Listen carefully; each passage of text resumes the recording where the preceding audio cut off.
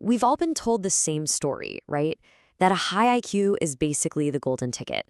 That if you have that genius level score, you're pretty much set for life, destined to do amazing things. It's this powerful idea, this myth, that really shapes how we think about everything from school to our own careers. We look at successful people and just assume, oh, they must have a crazy high IQ. But what if that's just not true? What if we've been focusing on the wrong number all along? Well, the research is pretty clear that focusing only on IQ is like trying to understand the entire ocean by just looking at a single drop of water. So today, we're going to shatter that myth. We're going to explore a much bigger, more complete, and honestly, a way more useful map of how our minds actually work. Okay, let's just dive right into it. Here's the main problem with using IQ as the ultimate yardstick.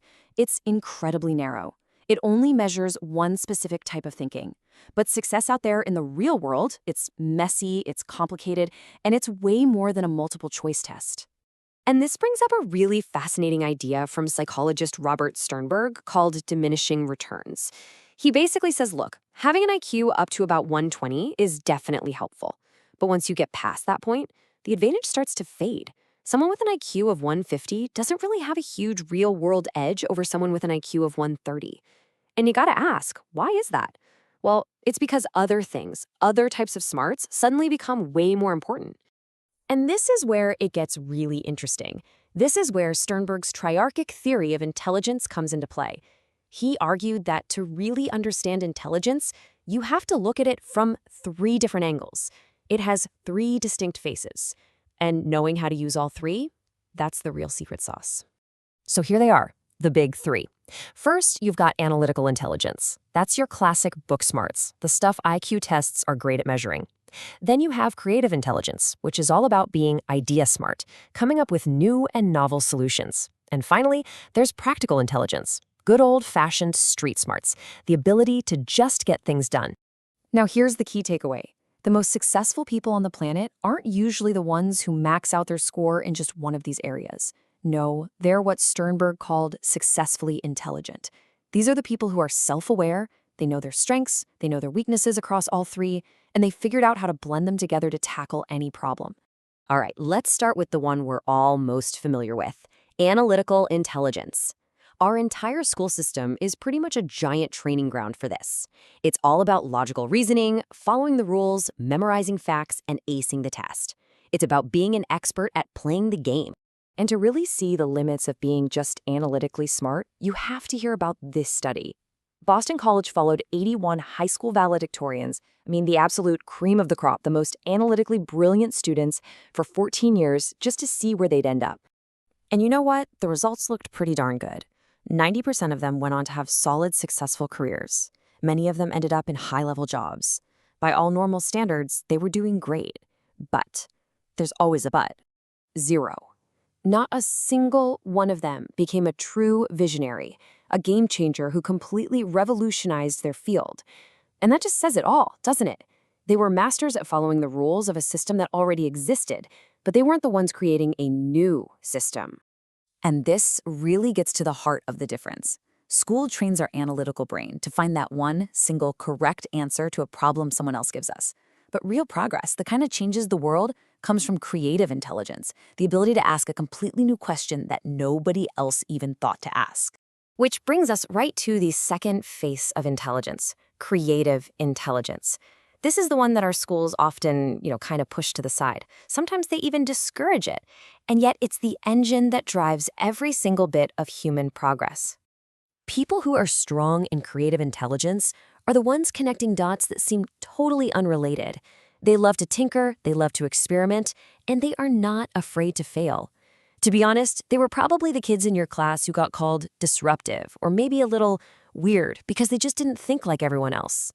And history is just filled with these amazing examples. Think about Eiji Nakatsu, the engineer for Japan's bullet train. They had this huge problem. Every time the train shot out of a tunnel, it created this massive sonic boom. So what did he do? He was a bird watcher, and he remembered the kingfisher, a bird that can dive into water with almost 0 splash.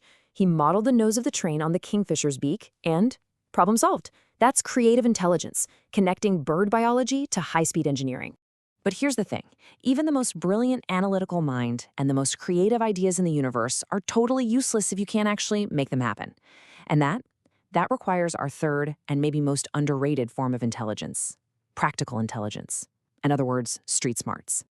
This chart just lays it out so perfectly. You have someone like Christopher Langan with an IQ that's literally off the charts, who just bounced from job to job because he couldn't navigate the social world. Now compare him to Robert Oppenheimer.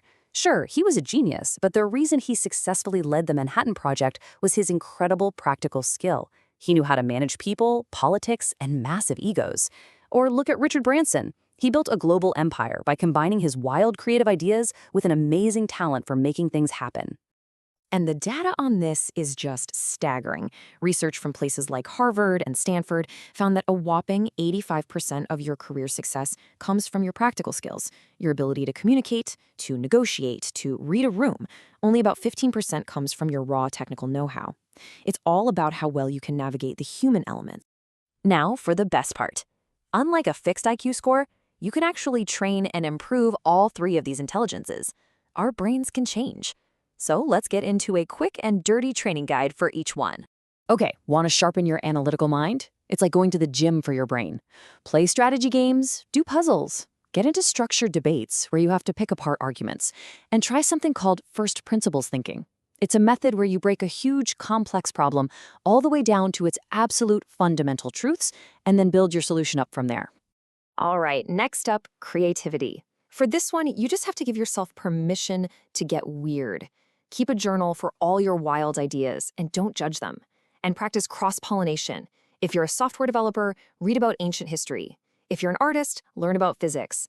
And maybe most importantly, set aside time every week to run little experiments where the goal isn't to succeed, it's just to learn. You have to embrace failure as just more data. And finally, for practical intelligence, street smarts, look, there is no textbook for this. There's no substitute for getting your hands dirty in the real world. Go get an internship, work a part-time job, volunteer for a cause you care about, join a club and step up to be a leader. The more you put yourself in real situations with real people, the sharper your instincts are going to get. So why does all this matter so much right now? Because this is where the future is heading. The World Economic Forum, McKinsey, they all say the same thing. The skills that are going to be in highest demand are a blend of all three: analytical thinking, creative problem solving, and social influence, which is just another way of saying practical intelligence. Trying to rely on just one of these is not going to cut it anymore. So being smart in that old school traditional sense, it's just not the whole game anymore. The future belongs to the well-rounded, the people who can think critically, innovate fearlessly, and who just know how to work with others to get things done. It's all about knowing what's in your mental toolkit and making a real effort to sharpen every single tool. So the question for you is, which one is your superpower, and which one are you going to start training today?